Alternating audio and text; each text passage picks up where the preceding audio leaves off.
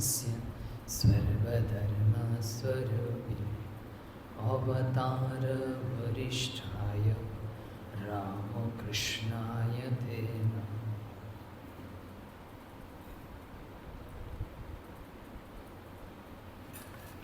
শ্রীরামকৃষ্ণ দক্ষিণেশ্বরে রয়েছেন।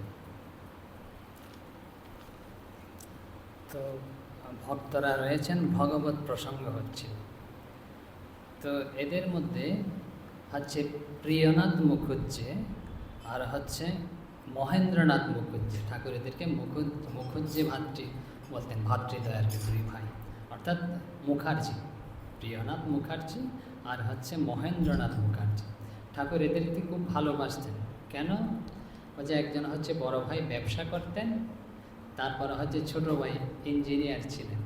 তো ব্যবসা করতেন আর ইঞ্জিনিয়ার ছিলেন, তাই বলে ভালোবাসতেন তার। ব্যবসা করার পরেও, এসব কাজ করার পরেও সংসারে ভগবানে মন রেখেই এসব করতেন। শ্রীরামকৃষ্ণের কাছে আসতেন যখন সময় পেতেন। তো এই কারণেই, যেহেতু ভগবানে মন রেখেই যে সংসারের অন্য কাজকর্ম আদি করতেন, এই জন্য তাদেরকে খুব ভালোবাসতেন। তো তারা এসছেন ওই দিন। তো শ্রীরামকৃষ্ণ তাদের দিকেই তাকিয়ে বলছেন, যে প্রিয়নাথ মুখুজ্জি ইত্যাদির দিকে তাকিয়ে বলছেন যে কারণ হচ্ছে বলছে এগিয়ে পড়ো, মানে হচ্ছে ভগবানের দিকে। ওরা তো রয়েছে সংসারে, তারপরে ভগবানের দিকেও এগোচ্ছে যে একসাথে। তখন শ্রীরামকৃষ্ণ তাদের উৎসাহ দিয়ে বলছেন যে এগিয়ে পড়ো, থেমে যেও না, যা হচ্ছে তাতে একদম যে পর্যাপ্ত মনে করো না, বলছে এগিয়ে পড়ো। এখন প্রিয়নাথ বলছেন, বলছে আজ্ঞা, পায়ে বন্ধন, এগুতে দেয় না। বলছে বন্ধন মানে হচ্ছে সংসাররূপ বন্ধন। প্রিয়নাথ বলছেন, বলছে এগুতে দেয় না, এগুতে চাইল। শ্রীরামকৃষ্ণ বলছেন তার উত্তরে, পায়ে বন্ধন থাকলে কি হবে, মন নিয়ে কথা। যে সংসারে থাকলে কি হবে, মন নিয়ে কথা। মন সংসারে না থাকলে মন সংসারে না হলে হয়ে গেল। তারপরে খুব সুন্দর একটা কথা বলেছেন, এক কথা, একদম শাস্ত্রের কথা, যে মনেই বন্ধ, মনেই মুক্ত। যে মনেতেই বদ্ধ, মনেতেই মুক্ত। এই কথাটা কিন্তু অমৃত বিন্দু উপনিষদে রয়েছে, একদম শাস্ত্রীয় কথা। বলছেন মনে এবং মনুষ্যানাং কারণং বন্ধ মোক্ষয়। বলছে মনই হচ্ছে মানুষের হচ্ছে বন্ধন আর মুক্তির কারণ। বলছে কীভাবে বদ্ধ করে আর কিভাবে মুক্ত করে, পরের পংক্তিতে বলছেন। শ্রীরামকৃষ্ণের কথা শাস্ত্রে উল্লেখ, বলছে বন্ধায় বিষয় আসক্তং মুক্তায় নির্বিষয়ং স্মৃতম। বলছে বিষয় আর সংসার, যাকে বলে, যে অনেকে বলে তাকে সংসার হচ্ছে বদ্ধ করে, বিষয় আমাদের বদ্ধ করে, সংসার কখনো বদ্ধ করে না, বন্ধন করে না, বন্ধন দেয় না। বলছে কি তাহলে? বলছে আসক্তি হচ্ছে বদ্ধ করে। বলছে যে সংসারে যদি আসক্তি থাকে, বিষয়গুলোতে যদি আসক্তি থাকে, বিষয়গুলো হচ্ছে বিভিন্ন ভোগের আকাঙ্ক্ষা ইত্যাদি, এই বিষয়গুলো যে আমাদের সামনে যেগুলো আছে, এগুলিতে যদি আসক্তি, মানে বিষয়ে যোগ আসক্তি, যদি আসক্তিযুক্ত হয়ে গেল না, তাহলে এটা বন্ধনের কারণ। তারপরে বলছেন এই শাস্ত্র অমৃত বিন্দু উপনিষদে, নির্বিষয়ং মুক্তই নির্বিষয়ং স্মৃতম। যদি নির্বিষয়ে আসক্তি না থাকে, সংসারে আসক্তি না থাকে,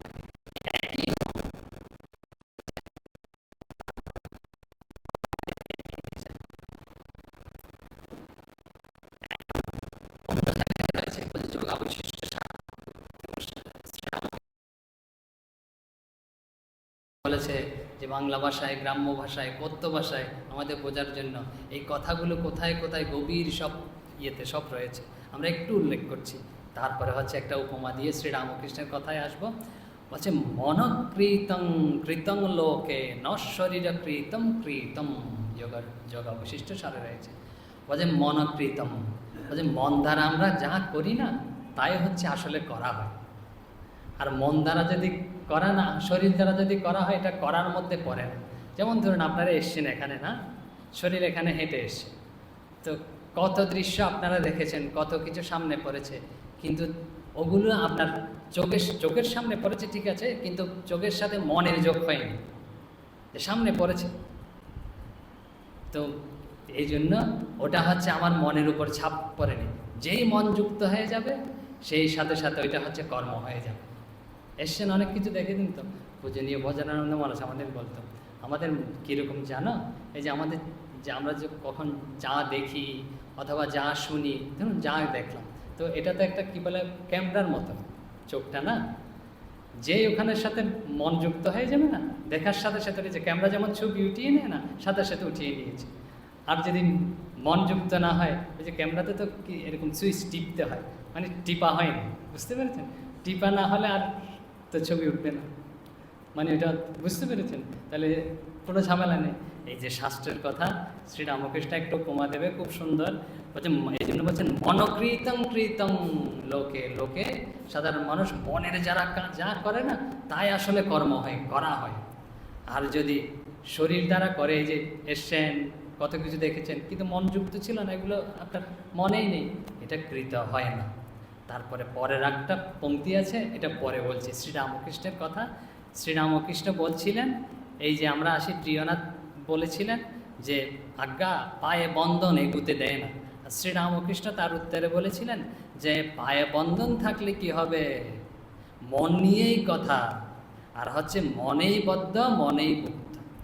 এরপরে শ্রীরামকৃষ্ণ খুব সুন্দর একটা গল্প বলেছেন, এই গভীর গভীর বিষয়ে, আমরা শাস্ত্রের বিষয়ে বললাম, এটা এখন আমাদের কাছে একদম সোজা হয়ে যাবে। শ্রীরামকৃষ্ণের উপমার আছে তখন গল্পটা যখন আমরা শ্রীরামকৃষ্ণ বলছেন, দুই বন্ধু, বুঝতে পেরেছেন, যাচ্ছে, বন্ধুদের মধ্যে যেরকম হৃদ্যতা থাকে সেরকম হৃদ্যতা আছে।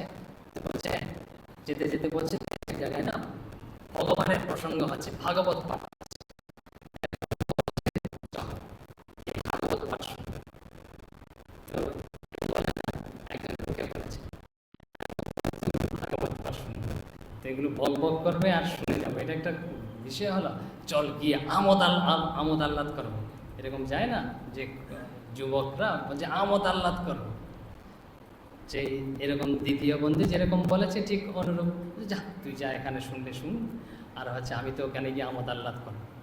তারপরে দ্বিতীয় বন্ধু চলে গেছে আমোদ আহ্লাদ করতে, তো খুব আমোদ আহ্লাদ হচ্ছে, তো মাঝখানে আরে মনে পড়েছে, বলে দূর ছাই, এগুলো আর ভালো লাগছে না, আমার বন্ধু কি ভালো কাজ করছে, ভগবত প্রসঙ্গ শুনছে, আর আমি এখানে দেখো কি সব যে খারাপ কাজের মধ্যে এসে রয়েছে।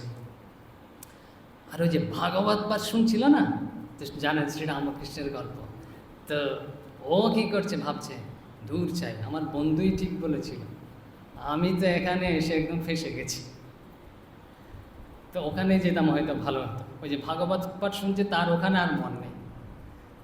তো শ্রীরামকৃষ্ণ বলছেন, তো এই দীর্ঘদিন পরে না দুই বন্ধুতে এরকম জীবনযাপন করছিল, তাদের হচ্ছে শরীর ত্যাগ হয়েছে, মানে হচ্ছে মৃত্যু হয়েছে।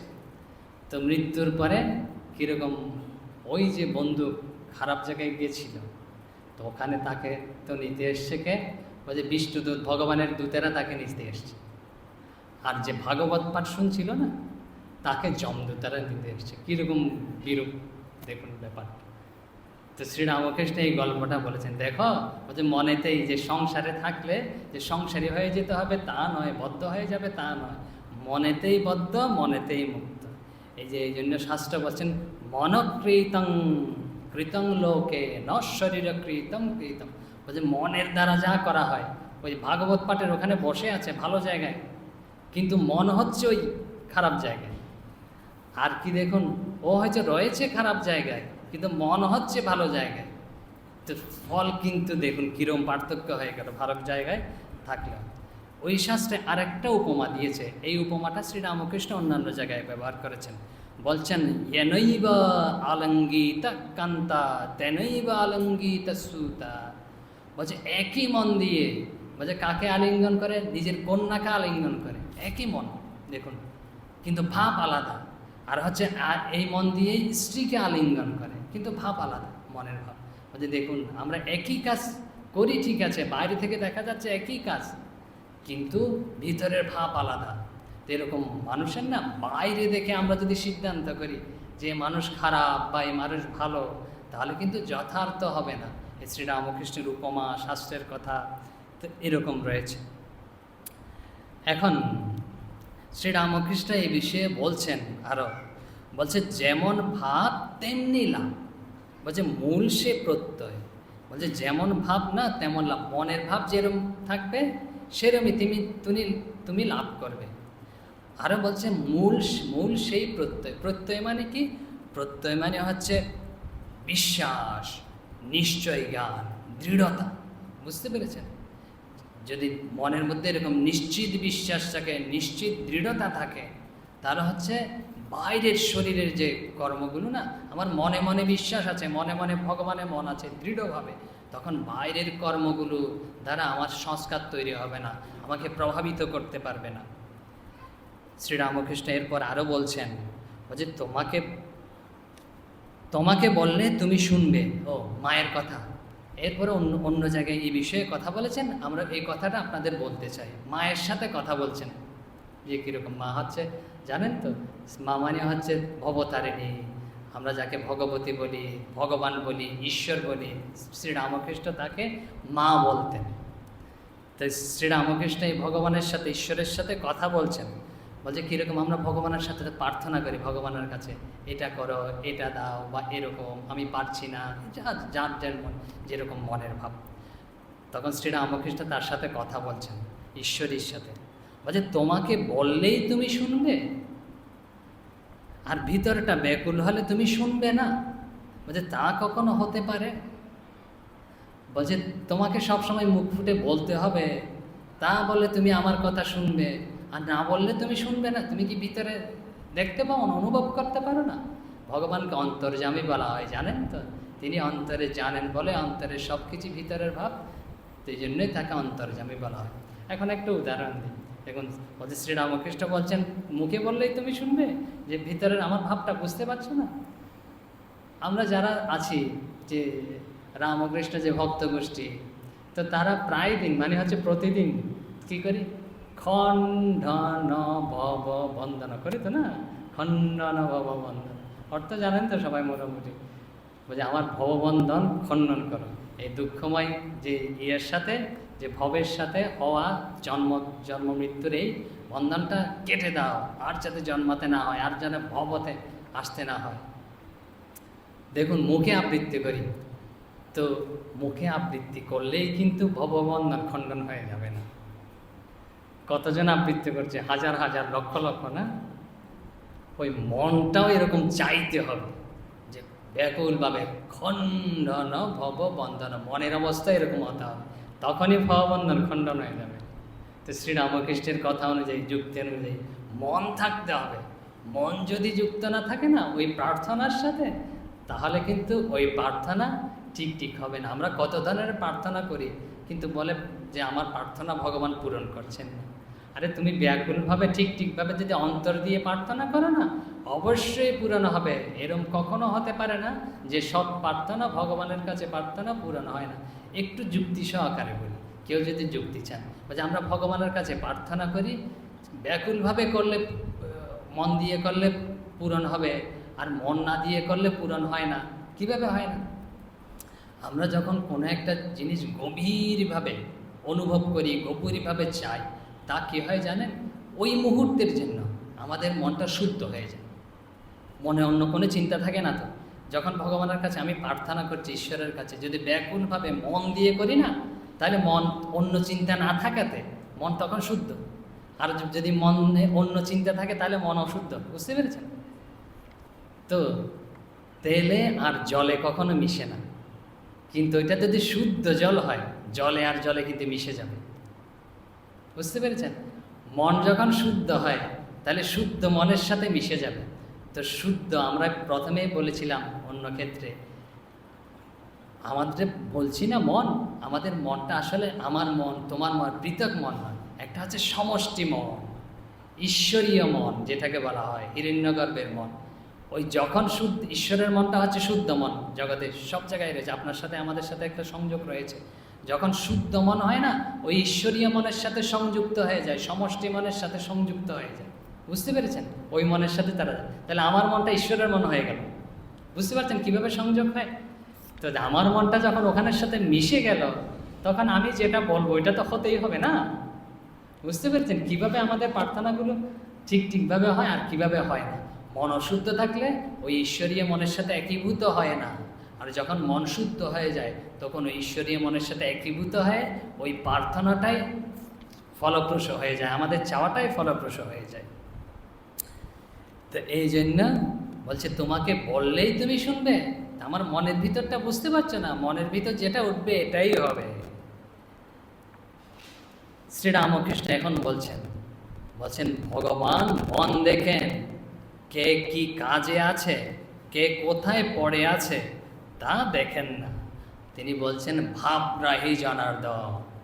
জনার্দন মানে হচ্ছে ভগবানের আর এক নাম, জনগণের আর্দন, যে আরতি পূরণ করেন, এই জন্য তিনি জনার্দন।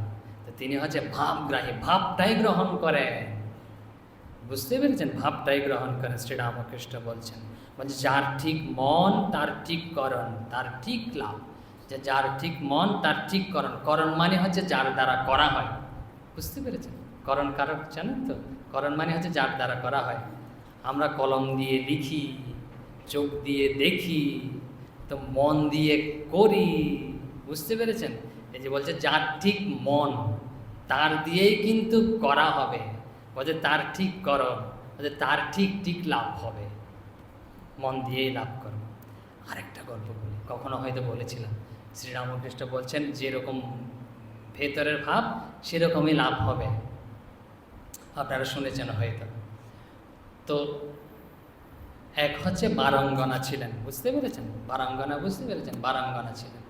তো এক সাধু এসে, তো কিছুদিন থেকে এর হচ্ছে ইয়ের সামনে বসবাস করতে, ও বুঝতে পারেনি সাধু, যে সাধুরা তো বিভিন্ন জায়গায় থাকে অনেক সময়। তো সাধু এসে ওখানে পুঠিয়া করেছে। তো ওখানে থাকছে, তো ওখানে থাকার পরে তো সামনে দেখতে পাচ্ছে এরকম যে এক বারাঙ্গনা, মানে হচ্ছে সরাসরি আপনারা বোঝে শব্দ বলে যে বেশ্যা থাকে, তো এরকম থাকে। তো সাধু তার প্রতি ইয়ে হয়েছে আর কি, দয়া হয়েছে। তো তাকে একদিন ডেকেছে, তো ডেকে উপদেশ করছে যে তুমি যে এই কাজ করছো না, এটা ঠিক কাজ নয়, এটা তুমি ছেড়ে দাও। তারপরে হচ্ছে ভগবানের শরণ নাও, এটাই হচ্ছে তোমার জীবনের হচ্ছে ঠিক পথ হবে। এই যে পথে আছে ওইটা ঠিক যথার্থ পথ নয়। তো ওই মহিলা যে সাধুর কথা নিয়েছে, যে তাকে কথাগুলো যখন বলছিল না, এরকম তার ঠিক মনে হচ্ছিল, হ্যাঁ আমি যেটা করছি এটা ঠিক নয়, আমার তো এরকম ভালো জীবনযাপন করা উচিত।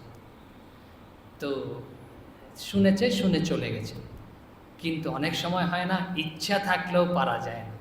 তো এই মনে মনে সে ভাবছে যে আমি যদি ভালো পরিবারে জন্মাতাম না, তাহলে তো আমাকে এই কাজ করতে হতো না। তো প্রতিদিন তো আসে এরকম। তো এই খারাপ কাজ যখন করতে হয় না, তখন ভগবানের নাম স্মরণ করে, হ্যাঁ ভগবান আমাকে তুমি রক্ষা করো, কৃপা করো, আর চোখে দিয়ে জল পড়তে থাকে এরকম, যে আমি পারছি না, যে এরকম এই কর্ম ছাড়ার তো আমার উপায় নেই। তো এরকম করে যাচ্ছে আর এরকম। আর ওই সাধু তো দেখতে পাচ্ছে দূর থেকে, যেই একজন পুরুষ ঢুকেছে ওই ঘরে, একটা সাধু পাথর নিয়ে না তার সামনে এরকম জমা করছে, বলছে একটা এরকম খারাপ কাজ করেছে। তো প্রতিদিন এরকম খারাপ কাজ ওইটা মহিলা করে যাচ্ছে, আর সাথে একটা পাথর এরকম সংগ্রহ করছে। তো এরকম পাথর সংগ্রহ করতে করতে না এরকম স্তূপ আকারে অনেকগুলো হয়ে গেছে। তো এত পরিমাণ তো খারাপ কাজ করেছে। আর বলছে, দেখিয়ে ইশারায় বলছে, দেখছিস কত জমা হচ্ছে তোর পাপের সংখ্যা, আমি এখানে গুনছি। তো এরকমভাবে গুনছে আর দিন অতিবাহিত হচ্ছে। তো এরকম দীর্ঘদিন অতিবাহিত হওয়ার পরে তো দুজনেরই মৃত্যু হয়েছে। তো দুজনের যেই মৃত্যু হয়েছে, তো সাধুও মরে গেছে, আর হচ্ছে ওই মহিলাও মারা গেছে। তো মারা যাওয়ার পরে তো এসছে দুটো, একটা হচ্ছে যমদূতের কাছ থেকে এসছে, যে যেরকম নিয়ে যায় রথ, আর হচ্ছে ওই আরেকটা হচ্ছে ভগবানের লোক থেকে, ভগবত লোক থেকে, বিষ্ণু লোক থেকে আরেকটা রথ এসছে এরকম। তো সাধুর তো শরীর চলে গেছে, স্থূল শরীর ত্যাগ করে তাড়াতাড়ি সূক্ষ্ম শরীর গিয়ে না ওই যে ভগবানের ওখান থেকে যে রথ এসছে ওখানে গিয়ে দৌড়ে উঠছে, আর তার তো ওখানেই গতি হবে। তখন ওখানে বিষ্ণুদূতরা যে বলছে মশাই একটু থামুন। বলছে কি ব্যাপার থামুন বলছো? বলছে না এটা আপনার জন্য আসেনি, বলছে ওর জন্য এসছে। বলছে ওর জন্য এসছে মানে তোমাদের নিশ্চয়ই ভুল হচ্ছে, দেখো আমি পুরা জীবনে এরকম সাধু জীবন যাপন করেছি, আমার জন্যই তো ভগবানের কাছ থেকে রথ আসবে। আর বলছে না না, আপনার জন্য না, আপনি ওইটাতে গিয়ে উঠুন, মানে যমলোকে যাওয়ার জন্য যেটা এসছে না, যান, তো ওইটাতে গিয়ে উঠুন। তো এই তো মানছে না। তো এখন ভগবানের কাছে এরা আবার গেছে, বলছে এই সাধু নাছরবান্দা ছাড়বে না, তো কি বলবো, একে তো চলে আসবে এখানে। বলছে ঠিক আছে, তাকে এই কথা বলবে। তখন ভগবান তাকে বুঝিয়ে দিয়েছে দূতদের যে কী কী কথা বলবে, যে এটা দেখিয়ে দেবে। তখন সাধু আবার যখন গেছে, বলছে বিষ্ণুদূত, এরা ভগবানের দূতরা, বলছে বলছে আপনি ঠিক আছে সৎ জীবনযাপন করেছেন, সাধু জীবনযাপন করেছেন, এখন দেখুন আপনি কী ছিলেন, এই শরীর দিয়ে কোনো খারাপ কাজ করেননি, কোনো কাজ করেননি, সৎ জীবনযাপন করেছেন, সাধু জীবনযাপন করেছেন। আর ওই মহিলা ওই শরীর দিয়ে পুরা জীবন খারাপ কাজ করেছে, সম্পূর্ণ জীবন খারাপ কাজ করেছে। এখন দেখুন আপনার শরীরের অবস্থা, শরীর তো ত্যাগ হয়ে গেছে, এখন সূক্ষ্ম শরীরে দেখতে পাচ্ছে। আর হচ্ছে ওর শরীরের অবস্থা, বলছে আপনার শরীরের অবস্থা দেখেছেন, যে বিভিন্ন সাধু সমাজের সাধু ব্যক্তিরা এসছে, একদম ফুল মালা চন্দন দিয়ে আপনাকে সাজিয়েছে, দেখতে পাচ্ছেন? যে হ্যাঁ দেখতে পাচ্ছি। আর ওর শরীরের অবস্থা দেখুন, যে কাক কুকুর টেনে টেনে খাচ্ছে, কীরকম দুরবস্থা, কারণ শরীর দিয়ে খারাপ কাজ করেছে। আর হচ্ছে আপনি শরীর দিয়ে ভালো কাজ করেছেন, এই জন্য শরীর দিয়ে করা কাজ হচ্ছে শরীরে ভোগ হবে, আর হচ্ছে মন দিয়ে করা কাজ মনে ভোগ হবে। ওই যে মহিলা ব্যাকুলভাবে, ওর মন তো আপনি বুঝতে পারেননি, ব্যাকুলভাবে ভগবানের কাছে প্রতিদিন প্রার্থনা করেছে, আর প্রতিদিন অশ্রু ফেলেছে, ভগবান তুমি আমাকে কৃপা করো, দয়া করো। তো ওর মন সবসময় ভগবানে যুক্ত ছিল। আর হচ্ছে আপনি যেই ওর কথা চিন্তা করেছেন, খারাপ কথা, ওর খারাপ কাজের কথা, এই যে প্রতিটা যে পাথর জমিয়েছেন না, আপনার যে কুচিন্তা, খারাপ চিন্তার পাথরই জমা হয়েছে সবগুলো। মা বলেছেন, শ্রী শ্রী মা সারদা দেবী, বলছে আমরা যখন কারো দোষ দেখি না, মনকে আগেই দোষী করি, মনকে আগে দোষী করে অপরের দোষ দেখি। বুঝতে পারছেন? যে অন্যকে যে দোষ দেখছি, আমার মনে উঠেছে তো দোষ ভাবটা, তারপরেই তো দোষ দেখতে পাচ্ছি। এই জন্য মহাপুরুষটা না কারো দোষ দেখতে পায় না। যে শ্রীরামকৃষ্ণ যে বলছেন, সবার মধ্যে আমি সে নারায়ণকে দেখি, ভগবানকে দেখি, মাকে দেখি, এরকম বলছেন। তো এই জন্য শরীর দিয়ে কৃতকর্ম আমাদের দুটা ভাগ, একটা হচ্ছে শরীর আর একটা হচ্ছে সূক্ষ্ম শরীর, যাকে বলা হয় জীবাত্মা, যাকে বলা হয় মন। শরীর দিয়ে কৃতকর্ম না শরীরে ভোগ করবে, আর যে মন দিয়ে কৃতকর্মটা ওইটা হচ্ছে জীবাত্মার গতি হবে। এই জন্য জীবাত্মার ঊর্ধ্বগতি হয়েছে এই যে মহিলার, আর হচ্ছে সাধুর হচ্ছে এরম নিম্ন গতি হয়েছে। দেহের কাজের জন্য দেহেরই পরিণত হবে, আর মন বা জীবাত্মার কাজের জন্য জীবাত্মার গতি হবে। এখন আবার আসি, আমরা ফিরে যাই দক্ষিণেশ্বরে। কোথায় ছিলাম? শ্রীরামকৃষ্ণের কথাগুলো বোঝার জন্যই এই শাস্ত্রের উপমা গল্প, কিছু গল্প শ্রীরামকৃষ্ণ বলেছেন, আর এই গল্প শ্রীরামকৃষ্ণেরই বলা, যে রামবাবুকে বলেছিলেন। এখন প্রিয়নাথ আবার বলছেন, শ্রীরামকৃষ্ণ কি বলেছেন? বলছে মনেতেই বদ্ধ মনেতেই মুক্ত। এখন প্রিয়নাথ বলছেন গল্প শোনার পরে, বলছে মন যে আমার বসে নেই। এত কিছু শোনার পরে শ্রীরামকৃষ্ণ বলছেন সে কি? বলছে অভ্যাস যোগ, অভ্যাস করো, দেখবে মনকে যেদিকে নিয়ে যাবে সেদিকেই যাবে। আমরা অভ্যাস সম্পর্কে বলেছিলাম গত পাঠে, বলছে কীরকম আমাদের যে প্রতিদিনের কাজ, যে আমরা ছোট ছোট কাজ করি না আমাদের জীবনযাত্রায়, এই কাজগুলো দেখবেন প্রতিদিন করতে করতে না আমাদের অভ্যাসে পরিণত হয় বলেছিলাম। তারপর অভ্যাসটা স্বভাবে পরিণত হয়, স্বভাবটাই আমাদের চরিত্র হয়ে দাঁড়ায়। তো এই শ্রীরামকৃষ্ণ বলছে তুমি যে প্রতিদিন একটু একটু চিন্তা করছো না, প্রতিদিন করতে থাকো, তখন এটা অভ্যাসে পরিণত হবে। এরকম অভ্যাস করতে থাকো। আর একটা খুব সুন্দর উপমা দিয়েছেন, অসাধারণ তার উপমাগুলো। বলছে কীরকম? বলছে কীরকম অভ্যাস করলে কীরকম হবে? বলছে মনকে যেদিকে নিয়ে যাবে সেদিকে যাবে। বলছে মন হচ্ছে কীরকম? হচ্ছে ধোপা ঘরের কাপড়, তারপর লালে চোপালে লাল হবে, নীলে চোপাও নীল হবে, যেই রঙে ছোপাবে না সেই রঙে হয়ে যাবে। আমরা যে ঠাকুরের কাপড়গুলো পরাই না, দেখেছেন ঠাকুরকে, শ্রীরামকৃষ্ণকে, ওগুলো কিন্তু সাদাই থাকে। আমরা হচ্ছে গেরুয়া রঙে চোপাই সাদা কাপড়কে, তো গেরুয়া রঙ হয়ে যায়। আর যখন গোলাপি রঙে চুপাই গোলাপি, আর হচ্ছে সাদা রঙে তো চোপাতে হয় না, এরকম যে রঙে হলুদ রঙে চোপালে হলুদ রঙ। তারপর হচ্ছে চাপা ফুলের রং, মানে হচ্ছে হলুদ আর যদি গেরুয়া একসাথে মিশিয়ে ওই সাদা কাপড়টা চুপিয়ে দিই তখন হচ্ছে ওটা চাপা ফুলের রং হয়। তা আমাদের মনটা হচ্ছে শ্রীরামকৃষ্ণ যেরকম মন হচ্ছে সাদাই, মনে কোনো কিছু থাকে না আসলে, যে অভ্যাস করতে করতে না এরকম সাদা হয়ে যায়। আর সাদা যখন হবে না তখন তুমি যেখানেই রাখবে না, যেখানেই চুপাবে সেই রঙই হবে। তুমি যদি ভগবানের চিন্তা করতে করা অভ্যাস করো তাহলে ওই মনটা সবসময় ভগবানের চিন্তাই করতে থাকবে। আর যদি বিষয় চিন্তা করতে থাকো তাহলে বিষয় চিন্তাই করতে থাকবে। কীরকম উপাদানে দেখুন, বলছে যে রঙে ছোপাবে সেই রঙই হবে। তারপরে হচ্ছেন এখন আমাদের প্রশ্ন, এই অভ্যাসটা করব কিভাবে? একটু আগে বলেছি কিন্তু আমাদের প্রতিটা কাজ যখন আমরা প্রতিদিন করতে থাকি তখন অভ্যাস হয়ে যায় আমাদের। বিরজানন্দ মহারাজের খুব সুন্দর একটা কথা আছে, বলছে খুব দুটা, বলছে আমাদের কোনো কাজে সফল হতে হলে, ভগবান লাভ সব মহৎ কাজ, ওই কাজ তো সফল হতে হলে এটা করতে হবে। জাগতিক কাজও যে কোনো কাজে সফল হতে হলে না প্রধান দুটা জিনিস দরকার। সেই জিনিস দুটা কি? বিরজানন্দ মহারাজ, পূজনীয় বিরজানন্দ মহারাজ বলছেন, বলছে ভগবান লাভ করতে চাও আর যদি অন্য কাজে সফল হতে চাও তাহলে দুটি প্রধান জিনিসের দরকার। কি কি? একটা হচ্ছে ধৈর্য আর একটা হচ্ছে অধ্যবসায়। বলছে ধৈর্য আর অধ্যবসায়। বলছে ধৈর্য কি জিনিস? ধৃ ধাতু থেকে এসছে। ধৃ মানে হচ্ছে ধরে থাকা। আমরা না ছেড়ে দিই। শ্রীরামকৃষ্ণ বলছেন কলকাতার লোকগুলো আমাদের সবাইকে উদ্দেশ্য করে বলেছে, শুধু কলকাতার লোকগুলোকে বলেনি, আমাদের সবাইকে উদ্দেশ্য করে বলছেন। বলছে এই যে এখানে কদিন খুললো, বুঝতে পেরেছেন, জল পাওয়ার জন্য আর কি। দেখছি কিছুদের গিয়ে জল নেই, আবার অন্য জায়গায় ঘুরতে শুরু করে। এরকম একটু একটু খুললে হবে? এক জায়গায় একদম নিবিষ্ট ঘুরতে হবে, তখনই তো একদম তলায় গিয়ে জল পাওয়া যাবে। শ্রীরামকৃষ্ণের বলছে ধৃ মানে হচ্ছে ধৈর্য, মানে হচ্ছে ধরে থাকতে হবে। যে কাজটা করছি না ওই বিষয়ে আমাদের ধৈর্য থাকে। তারপরে কি? অভ্যাস। অভ্যাস মানে কি হচ্ছে? অবিশ্রান্ত চেষ্টা, মানে হচ্ছে শ্রান্ত মানে হচ্ছে ছেড়ে দিলাম, একটু করে না ছেড়ে দিলাম, একটু করে ছেড়ে দিলে চলবে না। শ্রীরামকৃষ্ণের উপমার মধ্যে রয়েছে। বলছে ধরে থাকতে হবে আর অবিশ্রান্তভাবে করে যাওয়া হচ্ছে অভ্যাস। ধরে থাকা মানে হচ্ছে ধৈর্য, আর অভ্যাস মানে হচ্ছে অবিশ্রান্তভাবে করে যাওয়া, বিশ্রাম না নিয়ে করে যাওয়া। তখনই আমরা প্রত্যেক কাজে সফল হব। ভগবান লাভে তো অবশ্যই দরকার।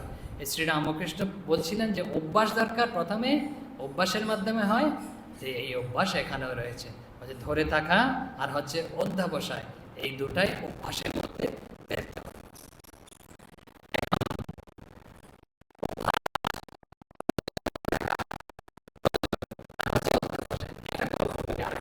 খুব সুন্দর।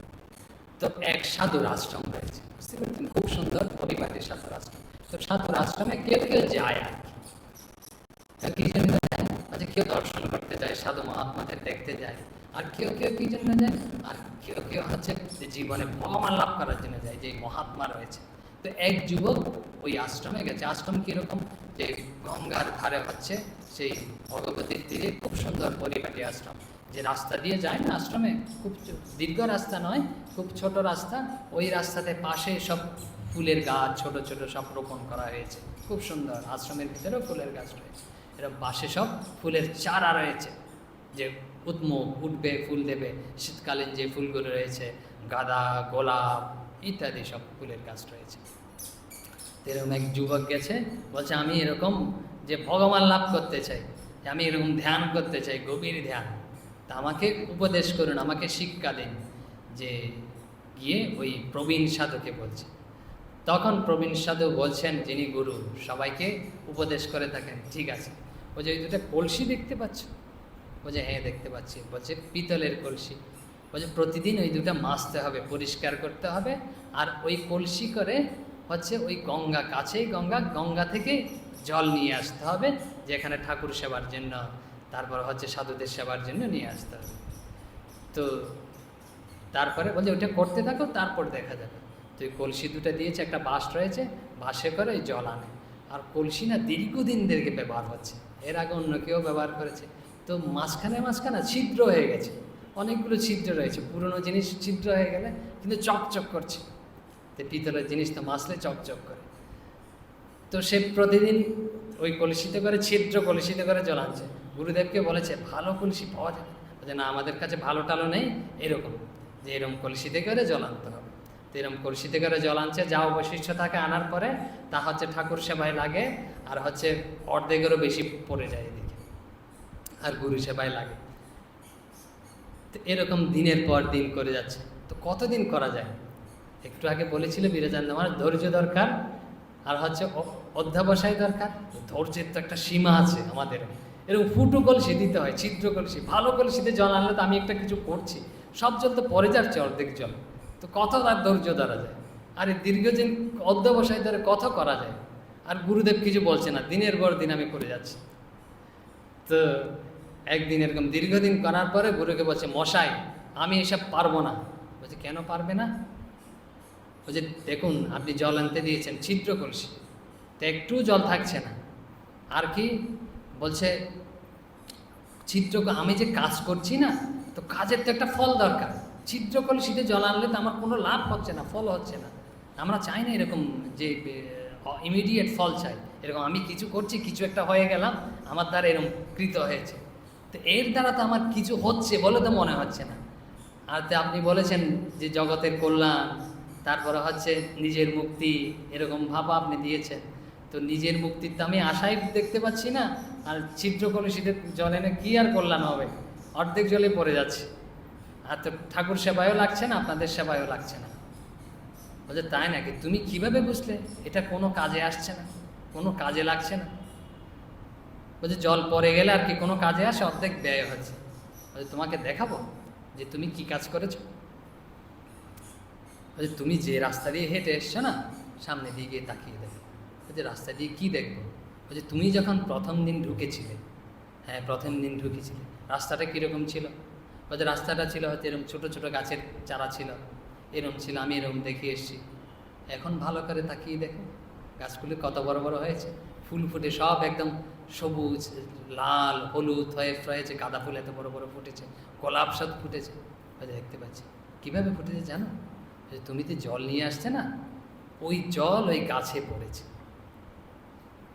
প্রতিদিন অল্প অল্প জল পড়েছে সময় মতো, এই জন্যেই গাছগুলো ফুলে ভরে উঠেছে। এটা তোমারই করা, কিন্তু এই ফুলটা তুমিই ফুটিয়েছো, জানো আর না জানো। বলছে তাই তো। তখন শিষ্যের বলছে আমার দ্বারা এসব হয়েছে, আর যে সাধু সেবা হয়েছে তাও কিন্তু তোমার দ্বারাই হয়েছে। 8টায় ভোগ না? হ্যাঁ, তো এরকমই তোমার দ্বারাই করা হয়েছে। তো বলছে তাই তো ঠিক, এই যে তুমি এইসব মহৎ কাজ করেছো, একেই বলে অধ্যাবসায়, আর হচ্ছে একেই বলে হচ্ছে ধৈর্য। ধৈর্য ধরে কোনো কাজ করতে থাকলে না, নিশ্চয়ই তোমার মঙ্গল হবে, এটা জেনে রাখো। নিশ্চয়ই উপকার হবে, এটা জেনে রাখো। ভগবানের কৃপা হবে, গুরুর কৃপা হবে। তো গুরুদেব আরও কিছু বলেছিল, আজকে তো সময় নেই, যে আরও কিছু বলেছিল। বলছে কৃপা, আমরা বলি না কৃপা, বলছে কৃপা, বলছে পূজনীয় অমি আনন্দ মহারাজ সেই কথাটা বারবার বলতেন। বলছে কৃপা, বলছে কৃপা কৃপা আমরা বলি ভগবান আমাকে কৃপা করেন, গুরুদেব আমাকে কৃপা করুন। বলছে কৃপা 4 প্রকারের রয়েছে, 4টা কৃপা রয়েছে। একটাকে বলা হয় আত্মকৃপা, একটাকে বলা হয় শাস্ত্র কৃপা, একটাকে বলা হয় গুরু কৃপা, আর এক হচ্ছে ঈশ্বর কৃপা, ভগবত কৃপা, একদম শাস্ত্রের কথা। বলছে আত্মকৃপা মানে হচ্ছে নিজের কৃপা, বুঝতে পেরেছেন? বলছে নিজের যদি কৃপা হয় না, তখন হচ্ছে পরেরগুলো সম্ভব। নিজের যদি কৃপা না হয়, তাহলে হচ্ছে পরেরগুলো সম্ভব নয়। আমরা পরে যখন বলেছি না, পরে হয়তো আসবো এই বিষয়ে, আজকে এখানেই থাক।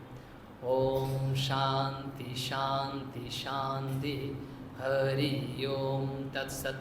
শ্রীরামকৃষ্ণার্পণমস্তু।